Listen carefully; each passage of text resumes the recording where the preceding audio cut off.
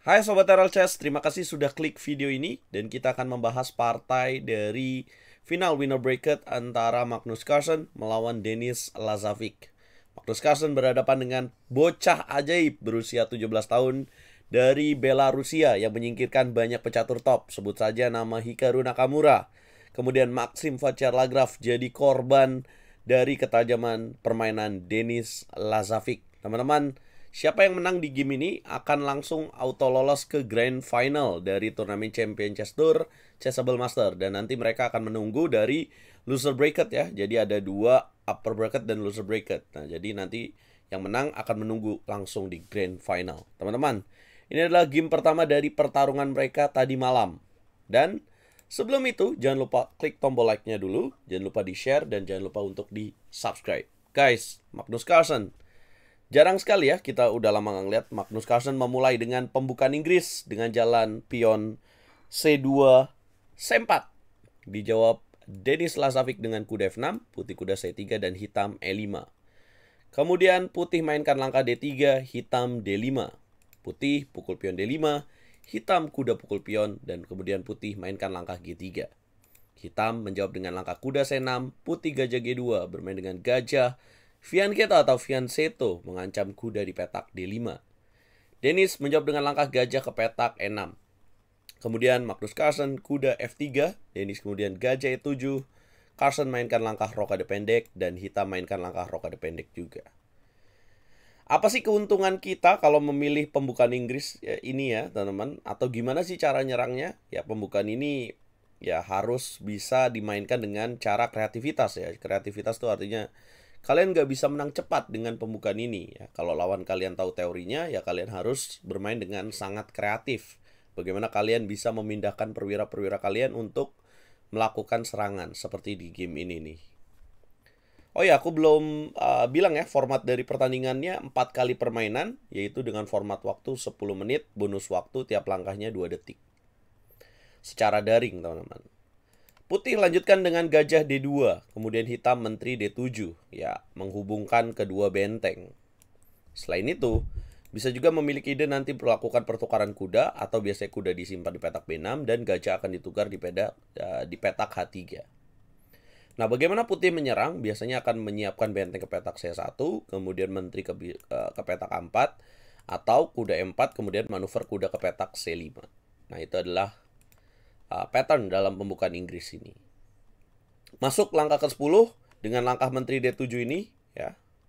Biasanya hitam jalan F6. Nah, ini dengan menteri D7, putih dapat melakukan jalan kuda G5. Mengancam gajah di petak E6. Denis harus melakukan pertukaran karena sayang ya kalau misalkan kudanya mukul gajah di petak E6. Akan rugi buat hitam. Hitam mainkan langkah F6, putih kembali dengan gajah D2. Nah, kalian lihat tanda panah ini ya. Sekarang Denis Lazovic belum bisa melakukan pertukaran kuda makan kuda karena setiap gajah H3 nanti akan ada jawaban menteri B3 skak dan dapatkan pion B7. Ya, selain itu juga kalau kuda makan kuda membuka jalur B, benteng B1 nanti akan mengincar pion B7. Denis menjawab dengan langkah benteng F ke petak D8, menopang kuda di petak D5, putih benteng C1, hitam A5, putih mainkan menteri A4. Denis kuda pukul kuda, putih pion B makan kuda. Ya, kenapa makannya pakai pion? Supaya mencegah kuda hitam ke petak D4 pilihannya. Nah, kemudian juga membuka jalur B. Nah, kita lihat bahwa ancamannya sudah terjadi, gajah mengancam kuda di petak C6. Jadi nanti bisa kombinasi petak B7, gajah pukul kuda.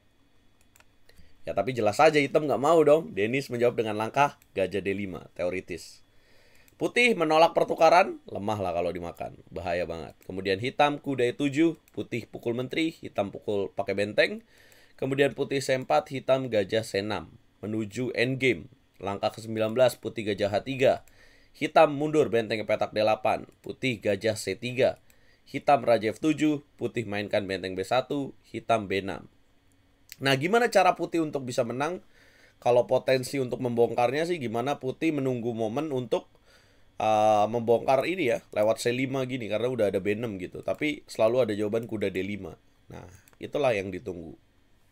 Sementara hitam gimana ya? Hitam masih kesulitan nih. Mungkin kalau kudanya bisa manuver ke petak C6 ke petak D4 akan jadi jawaban juga gitu. Langkah ke-22, putih mainkan benteng F ke petak C1, hitam menjawab dengan langkah H5, putih F4, hitam E4, putih D4. Ya, nggak mau makan lah, pecah pionnya. Kemudian hitam gajah D7, putih masih menolak pertukaran, hitam gajah F5, dan putih H3. Ya, menyiapkan respon kalau hitam H4, jadi dijawab G4. Benteng E8, putih E3, hitam benteng A ke petak D8, putih raja F2. Nah, kemudian hitam mainkan kuda C8. Ya, langkah kuda C8 ini membuat putih bisa memiliki chance untuk kembali menyerang ya, teman-teman. Kalian lihat waktunya 3 menit 41 detik, hitam 2 menit. Ya, kalau kalian jadi Magnus Carlsen, apa langkah yang akan kalian mainkan, guys? Apakah sama dengan Magnus Carlsen? Yes, langkahnya adalah bongkar dengan C5. Nah, memang kita sebagai pemain catur harus nunggu momen seperti ini nih. Kita harus berani juga, yaitu breakthrough position. Dengan C5, hitam gajah 6 mengincar pion, putih jaga benteng B2, hitam gajah D5, putih gajah F1. Hitam gajah 6, putih gajah E1, hitam benteng E7, putih A3. Hitam benteng E ke petak D7, putih gajah B5, hitam benteng E7, putih raja G2. Hitam raja G6, putih gajah E2, hitam benteng H8, dan putih dorong G4. Pertukaran pion terjadi, ada ancaman garpuan pion petak F5, hitam merespon taktis dengan F5, putih pukul pion B6, hitam pukul balik dengan pion, dan putih mainkan langkah benteng C6 memberikan pin. Hitam raja F7, putih mainkan pion pukul pion F5, hitam gajah F5, dan putih mainkan gajah C4, hitam raja E8. Ya, di sini Denis Lazavic mulai kesulitan nih, guys. Waktunya tinggal 7 detik aja. Dan Magnus Carlsen terus ya menekan dengan langkah D5 yang sebenarnya kurang bagus ya. Yang di sini harusnya dia mainkan benteng C2 terlebih dahulu. Dia mendorong pion D5. Denis Lazavic gajah D7, putih melakukan pertukaran benteng dengan pion B6. Ya, kenapa Magnus Carlsen berani? Karena buah hitam pasif semua nih, dan apalagi waktunya lagi kritis. Lagi pressure time. Hitam gajah C8, putih benteng B8, Denis raja D7, putih gajah A5, dan Denis Lazavic raja D6. Ya bener ya, kayaknya gara-gara waktu nih. Tinggal 5 detik, raja D6 blunder. Blunder guys, blunder lagi. Dan putih mainkan gajah B4 skak, raja ke petak C7. Kalian tahu dong harus gimana. Ini udah pasti kena. Desperado dulu dengan benteng pukul gajah C8. Boom. Dan Denis Lazavic menyerah. Kalau dilanjutin, ya gampang lah. Gak usah si Magnus Carlsen. Gue yakin kalian juga bisa nyelesain permainan ini. Gajah E7, raja petak D7. Ini bisa didorong aja, gajah bisa skak. Ini ya, pionnya promosi. Wah, kalau dijaga gimana bang? Dorong aja pion 4. Kalau gini gimana bang? Naik air aja. Nih, ntar lakukan skak, pionnya didorong. Tapi tunggu momen aja dulu. Ya. Atau kalau kalian mau aman lagi ya jauhin aja gajahnya. Orang udah punya dua pion promosi ya. Kalau raja D7 jauhin aja nih. Ya, satu benteng ya kalah perwira ini guys. Dan ya Magnus Carlsen akhirnya keluar juga sebagai juara. Juara lagi. Belum. Sabar guys, sabar. Magnus Carlsen maksud saya lolos ke babak semifinal bracket ya teman-teman. Semifinal lagi. Final bracket guys. Menang ya, dia lolos ke partai grand final guys. Jadi tinggal menunggu dari bawah aja nih ya. Nanti malam kita akan lihat pertandingan dari yang bawah dulu, yaitu Vladimir Fedosev dikalahkan oleh Ian Nepomniachtchi. Jadi Nepo akan bermain melawan si Alireza Firouzja. Nah nanti siapa yang menang nih, Ian Nepomniachtchi melawan Alireza Firouzja, dia akan bermain melawan si Denis Lazavic. Nah nanti kalau itu main lagi ke atas, grand final nih guys, naik ke atas gitu. Ribet ya, ya gitulah. Kalau kalian pernah nonton Mobile Legends ya kalian tahu kayak gitu guys. Yuk berikan komentar kalian, apakah semua akan Magnus pada waktunya atau Denis Lazavic? Saya sih jagoin Denis Lazavic nih.